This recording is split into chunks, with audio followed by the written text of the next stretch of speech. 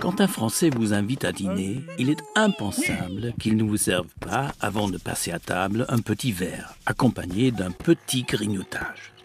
Ce passage obligatoire, ce rite immuable, c'est l'apéritif, ou tout simplement l'apéro. Il vous proposera probablement du porto, du martini, du whisky, une bière ou un jus de fruits. Ou encore le fameux kir, ce mélange de vin blanc et crème de cassis qui porte le nom de son inventeur, le chanoine kir. Le chanoine kir était député d'une région productrice de crème de cassis et dans les années 50, il mit au point ce breuvage qui est toujours très à la mode. Sur la table basse, il y a normalement des cacahuètes, des olives et des chips ou quelques-uns de ces gâteaux d'apéritif qui tapissent des rayons entiers dans les supermarchés français. Ça, c'est le minimum. Des hôtes plus chics vous proposeront du champagne, des rillettes de saumon ou des canapés de foie gras, mais le principe reste le même.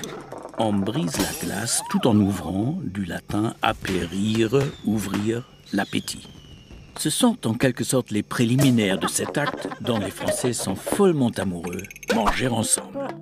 En France, l'apéritif est donc un rite festif et un puissant stimulant de la convivialité.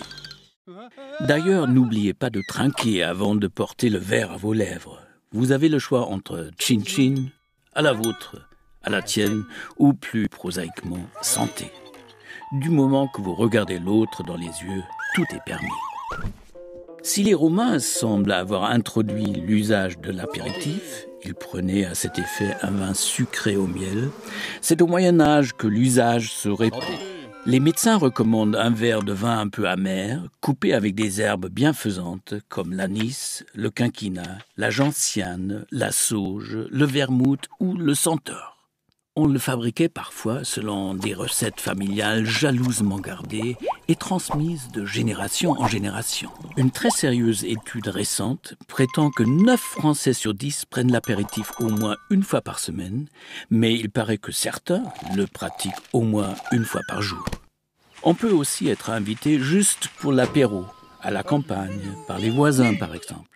Alors, il ne faut pas rester trop longtemps. Vous êtes censé prendre un verre ou deux, mais après, hop, retour à la maison. L'apéritif est une façon simple de recevoir chez soi, sans avoir à passer des heures dans la cuisine. Il arrive de plus en plus fréquemment que l'apéro s'éternise et se transforme en une sorte de repas à la bonne franquette. Le meilleur apéritif pour les Français restera bien sûr celui des vacances d'été. Il est vrai qu'on peut prendre l'apéritif toute l'année, mais souvent on n'a pas le temps, alors que pendant les vacances, on le prend à la plage, sur la place du village, sur la terrasse, devant la tente, et les enfants sont heureux parce qu'il y a des rondelles de saucisson et des gâteaux d'apéritif dont ils s'empiffrent et qu'ils ont le droit de rester avec les adultes. Ces apéros-là peuvent durer des heures et des heures. Ah, vivement les vacances!